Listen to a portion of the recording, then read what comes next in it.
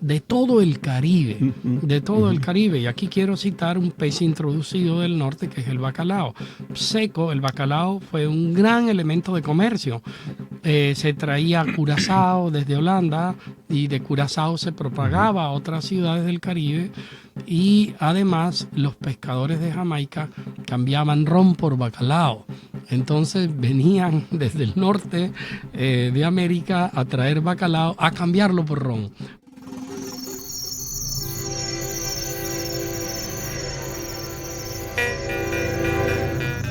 Puchima Puchima, palabra portadora de noticia. Conversaciones con Wilder Guerra.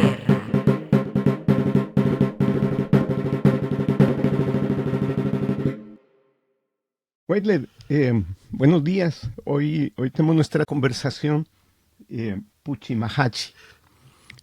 Weidler, tú alguna vez me contaste sobre el arroz preparado con ostras perlíferas y a mí me pareció una cosa inusitada, casi un sacrilegio, pues comerse una ostra perlífera me pareció asombroso, por decirlo menos. ¿Qué historia puede uno elaborar alrededor de ese plato tan particular, Weidler? Muy buenos días, Jorge.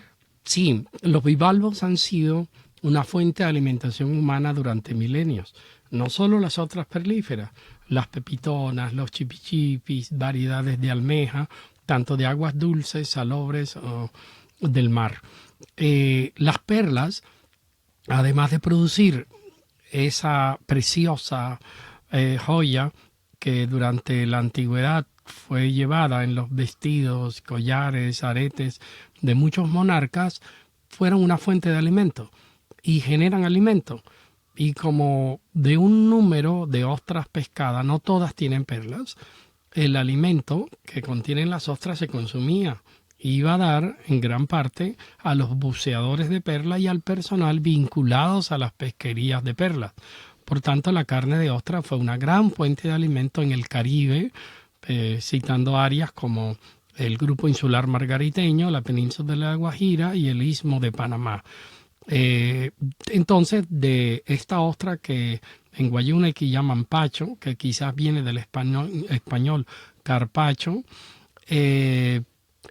los pescadores se alimentaban sistemáticamente y se hacían arroces de ostras perlíferas de muchas formas, con huevos revueltos, y hay una infinidad de preparaciones que dolorosamente algunas se han perdido de la memoria, pero que quedaron registrados en documentos que efectivamente visitas de obispos a las pesquerías de perlas o jueces españoles y encontraban y prescribían que debían alimentarse y aprovecharse la carne de las ostras perlíferas.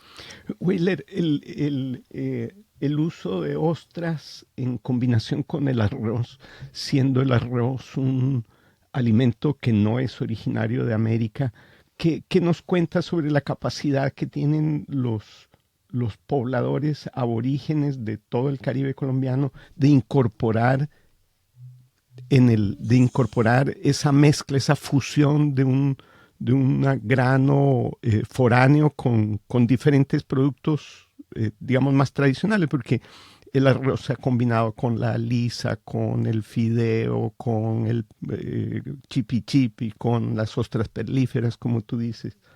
El arroz fue tempranamente introducido a España y los españoles lo introdujeron tempranamente a América, de manera que ya en la segunda mitad del siglo XVI tenemos mucha información del empleo del arroz en las cocinas y es un elemento fundamental para combinar con bacalao, por ejemplo, con peces ya de origen amerindio, el mero, con peces de estuario y con bivalvos, el chipichipi, por poner un solo ejemplo, el camarón en otro tipo de mariscos, de manera que el arroz y los elementos del mar van a estar en unos platos emblemáticos de todo el Caribe, de todo el Caribe. Y aquí quiero citar un pez introducido del norte que es el bacalao.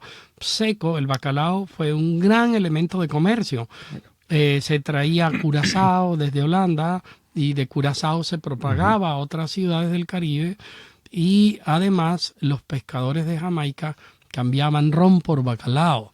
Entonces venían desde el norte de América a traer bacalao, a cambiarlo por ron, por ejemplo, con ron del Caribe. De manera que el arroz va a ser un elemento fundamental a lo largo de toda la preparación y es un marcador culinario en la cocina del Caribe. Es correcto, es correcto. Creo que en Colombia, Weile, tú me corregirás, pero no hay ninguna otra región donde el arroz se prepare de tantas maneras diferentes como en el Caribe. Sin duda alguna, la variedad de elementos del Caribe, como el arroz de lisa, el chipichipi, el arroz de camarón, el arroz con pepitona, que la pepitona además es una ostra muy frecuente en nuestro medio, y el arroz con peces diversos, arroz de sierra frita, arroz de pescado, de distintas clases de pescado. Cuando el pescado es seco, usualmente va a estar muy, muy presente en eso. Incluso, y hago aquí la salvedad de la protección ambiental que debemos tener sobre las tortugas, muy especialmente sobre las tortugas verde y carey, no impidió que en el pasado registremos históricamente arroces de tortuga. Son hechos históricos que en un momento dado de la humanidad pues fueron platos muy frecuentes. Weller, antes de la llegada del arroz, ¿cuál era el cereal de uso común? Porque esa capacidad de mezclar un cereal importado, por llamarlo de alguna manera, debía tener una tradición previa. Es decir, aquí se consumía maíz. Hay una tríada de elementos que son emblemáticos de las cocinas amerindias. Son el maíz, la uyama y los frijoles en sus distintas variedades y colores. Entonces vamos a tener eso. En la Amazonia tenemos las yucas, la dulce y la amarga. Con la amarga se sacaba el casabe que nuestro pueblo aquí en el Caribe colombiano ha consumido durante tanto tiempo y que hoy vemos como en vía de desaparición prácticamente, y es doloroso porque Salamea Borda, hacia 1927, en una novela llamada 4 años a bordo de mí mismo, encuentra el casabe en las tiendas del Caribe. Habían las casaberas, había artefactos para poner las tortas de casabe. Y hoy lo vemos que desaparece, en parte desplazado por una producción industrial de alimentos. Y tenemos a cronistas que nos hablan del casabe. Entonces tenemos la yuca dulce, unos 7.000 años de antigüedad, según los arqueólogos, que ha acompañado durante mucho tiempo la alimentación de nuestros indígenas y campesinos por la posibilidad de combinación de la yuca dulce, sus múltiples formas de preparar no solo como un alimento salado, sino en buñuelos de yuca con miel de panela, los enyucados. Entonces la yuca la tenemos de múltiples formas en la vida, en los patrones alimenticios de la población del Caribe. Weller, cuando uno habla de cocina y tradiciones culinarias y luego habla de gastronomía, uno hace como categorizaciones involuntarias. Tú hace poco publicaste en Cambio una columna muy bonita sobre las diferencias entre cocina y gastronomía. ¿Uno puede hablar de gastronomía caribe?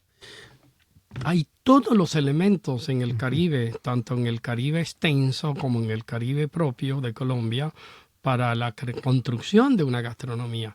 Pero aquí quisiera precisar las diferencias conceptuales, porque no son lo mismo y nuestra gente y quienes organizan festivales las usan como sinónimo y eluden deliberadamente el término cocina por considerarlo peyorativo.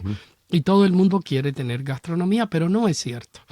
En primer lugar, la cocina es un conjunto de conocimientos, ingredientes y artefactos que están ligados a la preparación de los alimentos.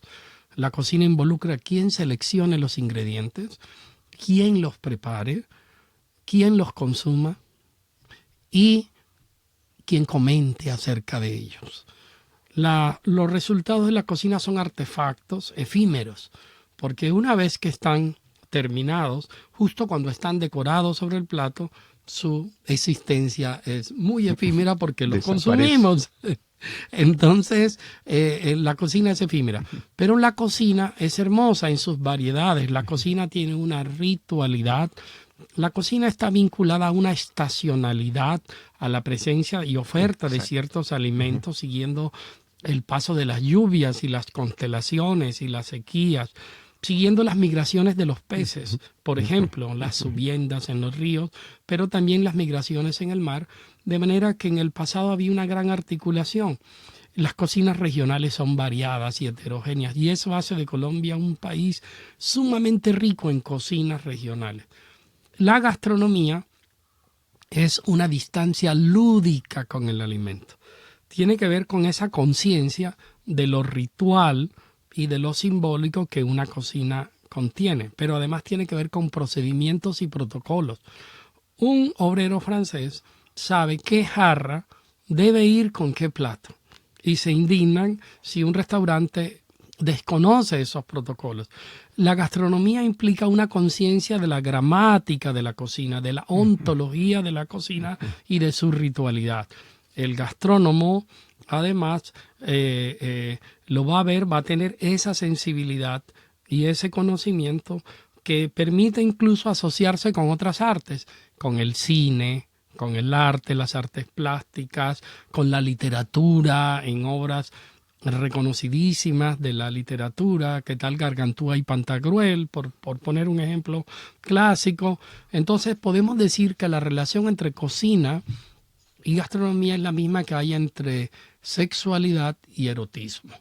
Todos los seres, los perros tienen una sexualidad, pero dudo de si tengan una noción del erotismo. Entonces, Colombia debe marchar de sus cocinas a una gastronomía colombiana, pero esto implica la valoración de nuestras cocinas y eso no ocurre. No podemos repetir la construcción de la cocina italiana, la francesa o la española, porque ellos ya lo hicieron durante siglos. Claro. Imitarlos no tiene sentido cuando tenemos ingredientes nativos, cuando tenemos ingredientes europeos o asiáticos que hemos apropiado. ¿Qué tal el plátano? ¿Qué tal el guineo? ¿Qué tal el mango hindú que vemos tan caribe y que también nos llegó? ¿Qué tal lo que los africanos nos trajeron acerca de los aceites? Entonces, todo ese conjunto de conocimientos prehispánicos, hispánicos, amerindios y europeos nos dan un sentido para nuestras cocinas y para construir una gastronomía caribe. Weidler, últimamente ha hecho, ha cogido fuerza la expresión y la tendencia a asociar la gastronomía, las tradiciones culinarias con el turismo, y se habla de turismo gastronómico y se incentiva de alguna manera esa asociación entre turismo y tradiciones y producción culinaria. ¿Tú crees que en el Caribe esa tendencia de asociar el turismo con la gastronomía pudiese eventualmente potenciar la existencia de las diferentes tradiciones culinarias del Caribe o lo amenaza? Tiene dos dimensiones y lo han dicho ya especialistas en el tema del turismo. El turismo es oportunidad, pero es riesgo. Quiero contar una anécdota. Hay un plato que a mí me encanta, que es el escabeche de sierra. El escabeche es una técnica árabe que trajeron los españoles del siglo XVI. Siempre asociamos la cocina árabe con las migraciones del XIX. No, los árabes están presentes con los alfajores, las almojábanas, los escabeches desde temprano, porque los soldados del sur de España justamente tenían esa inmensa influencia árabe. Entonces el escabeche, que es freír, una técnica a la vez de conservación y de preparación que implica utilizar vinagres, pimientas de olor, freír el pescado un día, rehidratarlo al otro día al desayuno, tiene una ritualidad hermosa. Una vez fui y lo probé, no tenía ni vinagre ni pimienta de olor, que a propósito es la baya de Jamaica, porque no es una pimienta. Entonces le pregunté a la señora que lo preparaba exquisito y me dijo, es que a los turistas del interior no les gusta el vinagre ni la pimienta. Entonces allí uno ve que por servir una demanda a un tipo de consumidor que no conoce la cocina local y que viene a imponer gustos, estéticas y sabores de él, amenaza a la cocina tradicional. Aquí en Barranquilla me ha pasado y me da tristeza. Barranquilla tuvo una larga tradición de chicharrones, de cerdo. El Negro Adán, del cual habla García Márquez. Pero cuando voy y pido un chicharrón y me lo sirven con papas andinas, yo siento que estoy ante un acto de una herejía. Y nunca he estado de acuerdo con la pena de muerte en los delitos, pero en la cocina sí. Yo creo que el destierro se pueden aplicar cuando alguien comete una herejía en la cocina. Entonces le digo, no, para eso tenemos tubérculos como la yuca, nuestro bollo, nuestras otras cosas, porque la cocina tiene una gramática. La cocina tiene un carácter comunicativo y como toda gramática tiene una sintaxis, tiene una lógica. ¿Qué va con qué? Si yo me sirvo una tajada de pan comercial con ciertos elementos como el pescado, van a decir, no, eso no pega, señor. Esto combina con tal cosa. Esas reglas que vienen de la tradición fueron producto de escogencias, selecciones, fracasos, y recibimos un legado y luego lo despreciamos. La invención pura y simple en la cocina, la invención arbitraria no es innovación y no enriquece la cocina. Tienes toda la razón, Weiler.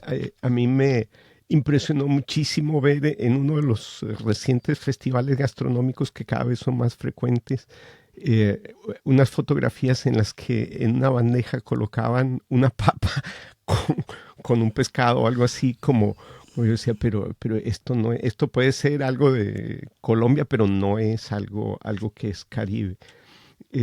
Weiler, el uso del aceite, tú mencionabas ahora la influencia de diversas culturas y pueblos que han venido al Caribe.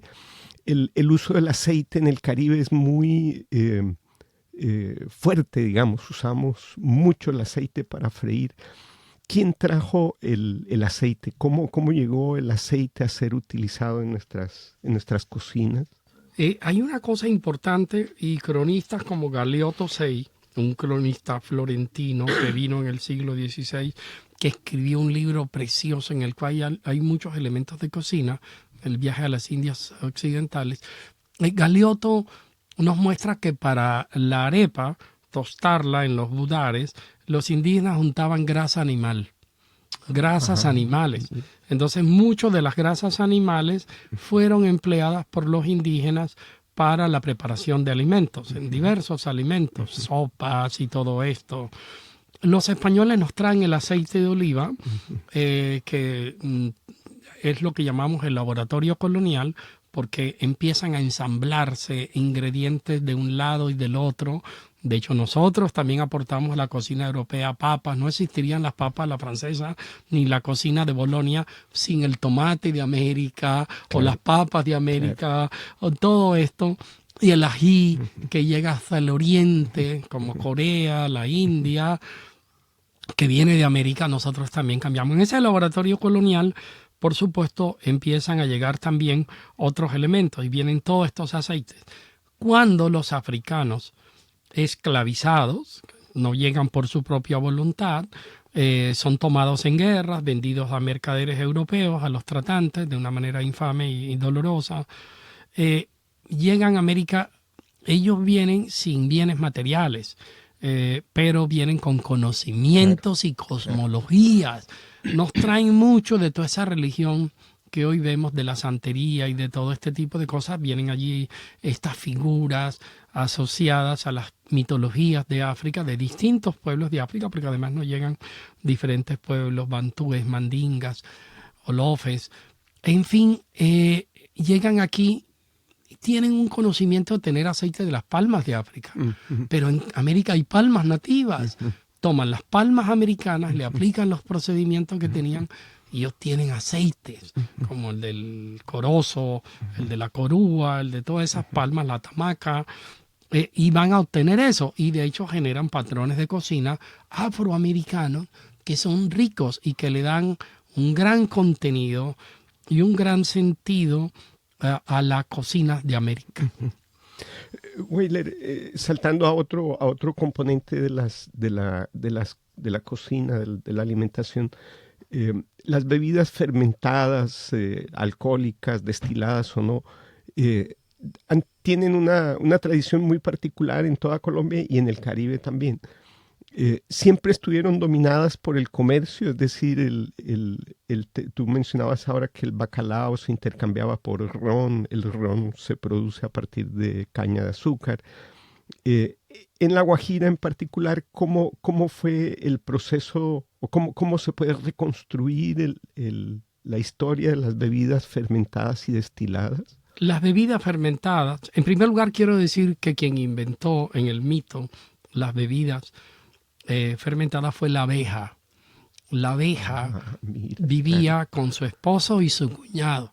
Era una mujer hacendosa, cariñosa, afectuosa, y iba todos los días al bosque y traía una jarra de una bebida maravillosa que le daba a su esposo. Perseguido por la envidia y la curiosidad, su cuñado la siguió hasta el bosque. Cuando la abeja sale del bosque, él le sale de improviso y le intenta arrebatar la jarra con esa bebida espirituosa, esa especie de ambrosía indígena, y la jarra se pierde, la jarra se cae y se derrama el líquido. Al derramarse el líquido, la abeja regresa al monte, jamás vuelve a la vida humana y se convierte en el insecto que hoy conocemos. Pero nos dejó las bebidas, este tipo. Las bebidas fermentadas en el mundo guayú son el aima, o fermentación de la yuca, el yosuma, o fermentación.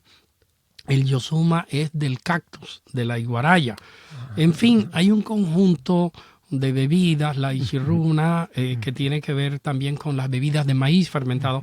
Hay una chicha, que es una chicha refrescante, que tiene que ver con una bebida no alcohólica para refrescar, que se toma diariamente, y la bebida que se fermentaba.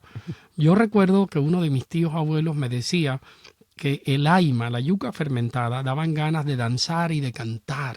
Él decía, es una bebida espirituosa, la dejaban en cerámica, en recipientes de cerámica durante varios días fermentándose con miel animal. La miel de abeja fue durante mucho tiempo el endulzante natural de estos pueblos indígenas que no conocían el azúcar tal como la conocemos hoy.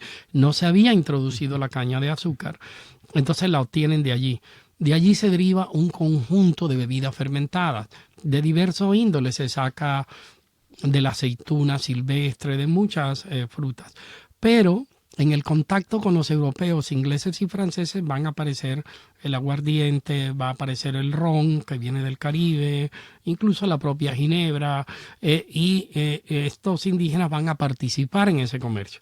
Uno de los grandes negocios para quitarle ganado a los indígenas era hacer alambiques, los criollos, y le cambiaban ron por ganado.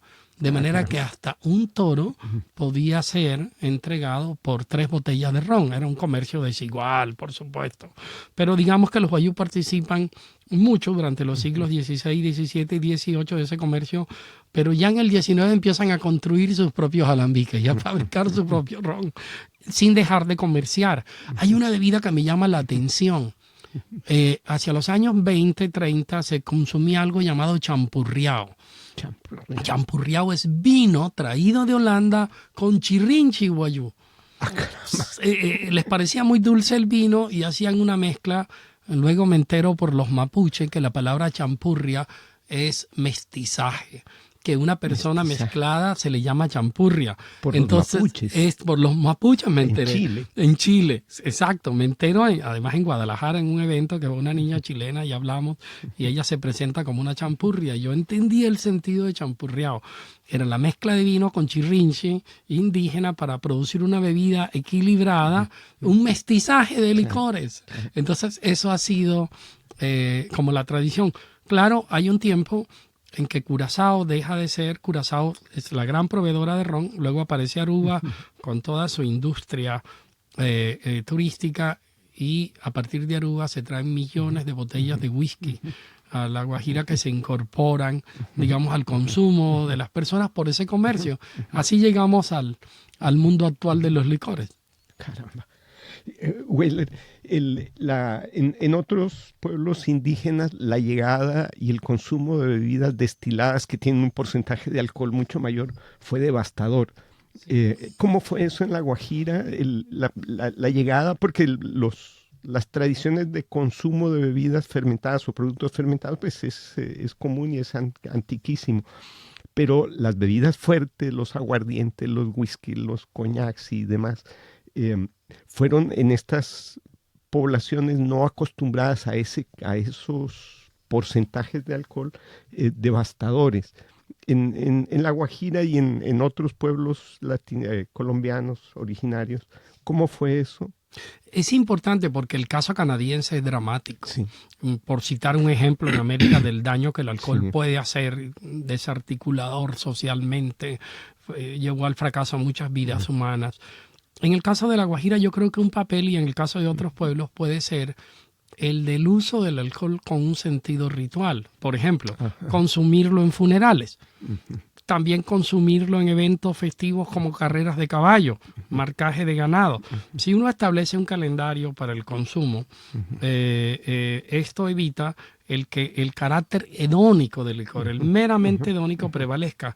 Lo mismo que pasa con el yagé o con el uso de la coca en los pueblos indígenas, que no genera un grupo de adictos, sino que, como está prescrito y gobernado por un chamán o un taita, eso tiene. No voy a negar que puedan existir casos individuales en que se haya una vida dedicada a ese consumo y eso haya sido sancionado socialmente, pero no fue un pueblo el que consumía eso. No causó el efecto devastador de pueblos de Norteamérica, en donde sí fue altamente desarticulador. Aquí jugó un papel mucho el cuándo consumir.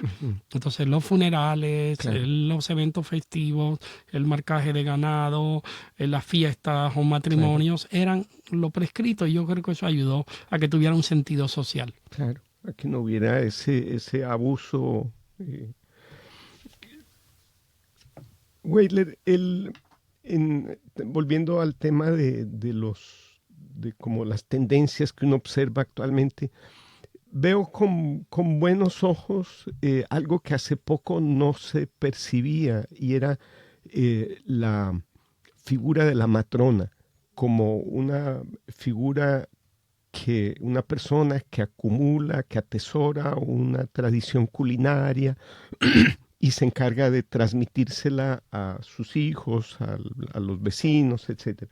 Muchas de las matronas cultivan inclusive sus propios alimentos, tienen sus huertas y de esa manera se mantiene.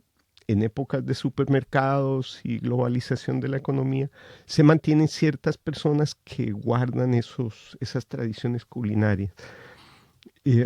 ¿Cómo es el resguardo, el atesoramiento de la tradición culinaria en los pueblos guayú? Bueno, aquí hay que ver que la cocina tiene diferentes fases y no se limita a la comida. Sí. Va más allá de la comida. Entonces, lo primero, y veamos que animales como la cabra, la oveja, fueron muy importantes, siguen siendo muy importantes. Esto implica un conocimiento del arte de desollar, de sacrificar y de cortar. Y esto puede ser muy masculino, el arte de cortar. ¿Quién sacrifica un animal? El hombre que lo sacrifica, la posición de la cabra, la recolección de la sangre, pero además el cortar las presas. De eso se puede inferir hasta el carácter de la persona. Por ejemplo, la costilla lleva algo pegado que se llama el pechito de la cabra o la oveja. Si el sacrificador es mezquino, va a dejar la costilla sola y no le pone el pechito, que es el adorno de la costilla, el lujo. Entonces, quien consume ya sabe que el que sacrificó fue mezquino.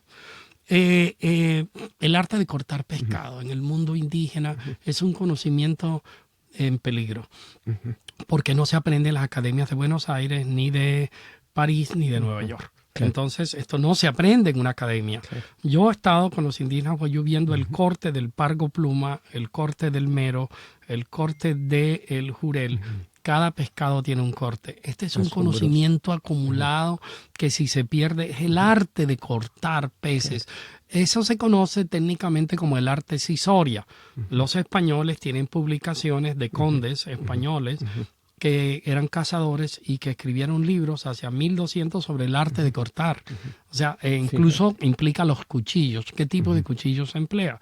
Los guayú tienen un profundo conocimiento del arte de cortar y pueden obtener carnes de un solo pez, carnes distintas de un solo pez, de un jurel o un bonito. Si es la vena, la parte almizclera del pez o si es la parte blanca, pueden sacar hasta 3 tipos de carne. Entonces tenemos que hombres y mujeres comparten conocimientos. Ya me voy a la preparación de las técnicas jurriche, que es freír, el asijuchi, que es asar, o el turujuchi, que tiene que ver con fiambres de cabras. Aquí voy a encontrar que un conjunto de mujeres va a tener conocimientos también y los atesoran. Entonces yo diría que el conocimiento culinario está repartido, está distribuido. Incluso, saliéndome del mundo indígena, voy a los marineros. Los marineros, que son tripulaciones masculinas, cocinan en los barcos. Es una cocina masculina que debe ser rápida y práctica. Y uno puede encontrar a bordo de los barcos a cocineros de una destreza y de un conocimiento inmenso en el arte de preparar alimentos de mar o otros alimentos a lo largo de una travesía. Weiler, tú narras ahora que no lo había percibido nunca, el compartir como labores y responsabilidades frente al procesamiento de un alimento.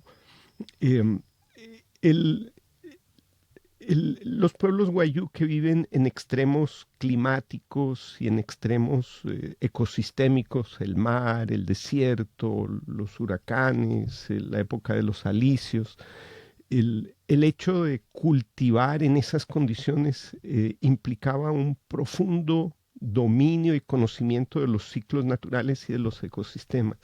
Ese conocimiento estaba más en cabeza de los hombres o de las mujeres. ¿Cómo? Las mujeres guardan semillas y los hombres.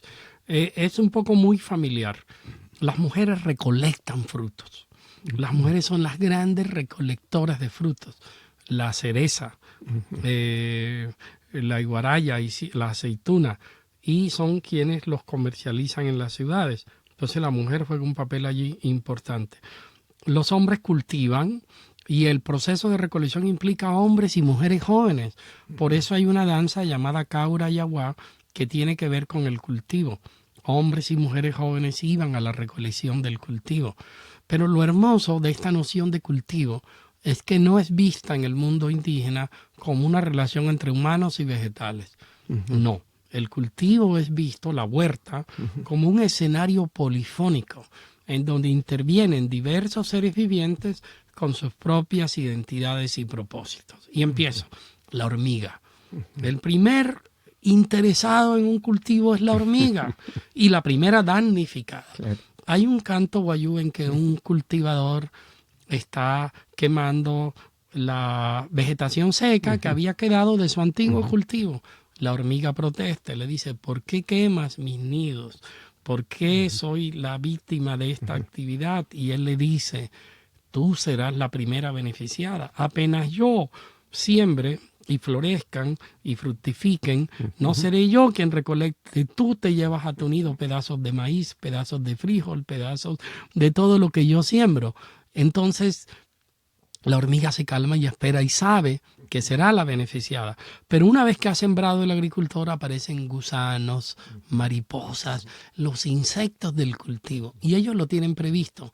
Luego empiezan a aparecer otros seres. Por ejemplo, en un momento determinado aparecen las aves.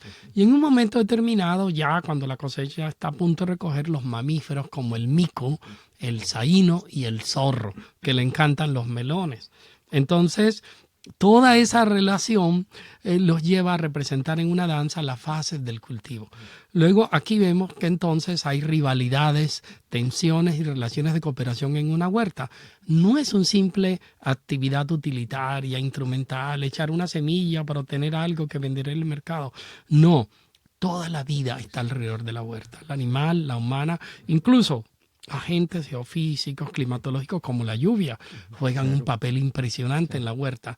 Es esa combinación de cosas lo que la hace un teatro. La huerta es un teatro. O sea, ahí se integra el ser humano en el entorno por completo, no contra el entorno, sino está dentro del entorno. Dentro del entorno. Qué maravilla. Sí. Qué maravilla. Oye, Weiler, uno cuando escucha estas cosas, uno no deja de asombrarse de esa sensibilidad tan especial que los pueblos desarrollan a lo largo de siglos, milenios, para adaptarse a los entornos dentro de los cuales están viviendo. Y desarrollan un conocimiento profundo que es difícil de trasladar al idioma y transmitir a personas de otras culturas como nosotros, que finalmente se imponen de alguna manera, y en esa imposición ese saber ancestral se va perdiendo. ¿Cómo puede uno garantizar que esos saberes se mantienen? ¿Tú cómo ves ese fenómeno? Yo siento que la presencia de supermercados, por ejemplo, de la globalización, puedes comprar el pescado en cualquier momento, puedes conseguir maíz en cualquier momento, hace que el ser humano se aleje de esos ciclos naturales. Ese conocimiento se pierde cuando hay una desconexión entre él y la alimentación y el territorio. Cuando se produce la desconexión con el territorio, aparecen el hambre, aparecen todos estos elementos y el mercado suele causar eso dolorosamente. Este tipo de pueblos vivía una articulación con las constelaciones. Las constelaciones marcaban los tiempos de fructificación de los bosques y de los árboles silvestres que dan frutas como las cerezas. El anuncio de la zona de cultivo, del inicio de las lluvias, podían decir si era malo o ellos podían ver esto. Las migraciones de animales, migraciones de peces, la aparición o la introducción de los camarones a las lagunas litorales y el momento de recolectarlos, las fechas de recolección, los desoves de ciertos peces y seres marinos. Entonces, cuando la gente vivía articulada con esto, claro, siempre había ciclos de sequía supranuales no previstos por la humanidad, porque así funciona el universo, pero tenían reservas de alimentos para esto. Voy a poner un ejemplo. Las semillas de auyama, de patilla, eran guardadas como reservas de maraña, se guardaban. Y el último refugio eran las hormigas. Las hormigas eran la última frontera del hambre, porque las hormigas atesoran alimentos. Los guardan. Las mujeres guayú, este alimento se llama purá. Es una mezcla de frijol, maíz, de una serie de vegetales que las hormigas recolectan, que almacenan en sus madrigueras, y cuando había hambre, estas mujeres indígenas iban a obtener el purá. Eso hoy se ha perdido. La chicha de maíz reemplazada por gaseosas o bebidas azucaradas, los carbohidratos masivos como las pastas van reemplazando tubérculos. Y es decir, el trupillo, que es una fuente de proteínas animales, va a no ser utilizado. Entonces uno ve las crisis en eso, pero la preservación, la transmisión intergeneracional de conocimiento y el que no perdamos nunca la conexión con los territorios son inteligibles, los ciclos, cuando se tiene ese conocimiento, entonces creo que es fundamental para la seguridad alimentaria y para el bienestar humano. Totalmente, Weiler. Las grandes crisis de alimentación se asocian siempre como a esa desconexión de los ciclos naturales y a estar excesivamente o a depender excesivamente de los monocultivos, de un solo tipo de alimentación. Weiler, uno cuando...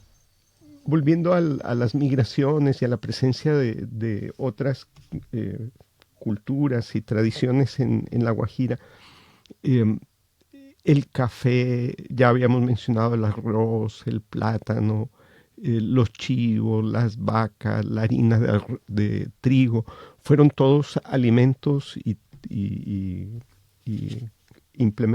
insumos alimenticios traídos por europeos, sirio-libaneses, africanos, pero fueron rápidamente como incorporados a las tradiciones culinarias del Caribe y en particular en los guayú. ¿Cómo explican los guayú la presencia de estos nuevos actores alimenticios, por llamarlos de alguna manera? Es muy importante. Yo empezaría por el ganado. El ganado es traído, la historia lo tiene y documentación. Cabras, ovejas, vacas, caballos, asnos, cerdos y aves son traídos por la población europea. Pero los guayú no aceptan esto. Para los guayú, este tipo de mamíferos vienen del mar y tienen una serie de mitos en el cual narran cómo las tortugas se convertían en vacas, ciertos pargos en cabras y así en animales, en caballos, y cómo escuchándolos en la noche, los enlazaron en un lugar llamado el Arroyo de Pajara, cerca al Cabo de la Vela, en un lugar que se llama Carrizal. Allí atraparon el ganado. Los que no pudieron regresar al mar se convirtieron en rocas que hoy son visibles, y el mito se recrea cada mediodía en un espejismo en que está el agua y las rocas parecen ganado. Esto nos explica algo. Los mitos, dijo Lévi-Strauss, son artefactos históricos hechos para negar la historia. Los mitos permiten naturalizar o legitimar la introducción de un elemento tecnológico o traído por otra sociedad. ¿Por qué creamos el mito de Francisco el Hombre? Para legitimar el acordeón. Entonces creamos el duelo con el diablo y todo ese tipo de cosas y de historia, porque el tema es que muchos cantos existían y nos tocaba cómo explicar el acordeón en nuestras vidas a través del mito, un artefacto histórico hecho para negar la historia. Y así pasa con los alimentos. De hecho, muchos alimentos jugaron ese papel, como los plátanos, el banano, el mango. Los holandeses también introdujeron una serie de elementos y de preparaciones que fueron muy importantes, técnicas traídas de Holanda para preparar cerdo, el shell, Antillian Souls, que ya se consume mucho en La Guajira, que son encurtidos de cerdo, el funche, que es una torta de maíz amarillo que se consume para reemplazar la arepa o el bollo de maíz. También esto es de maíz, que los italianos llaman polenta, en una versión un poco menos dura, menos consistente que la nuestra, y que es un horizonte en el Caribe. En fin, la cocina es dinámica y refleja el ambiente y la historia. Fascinante, fascinante, Weidler. Vamos a dejar este tema hasta aquí y lo continuamos en nuestro próximo conversatorio, Weidler, sobre costumbres alimenticias. Muchas gracias, Weidler. Gracias, Joaquín.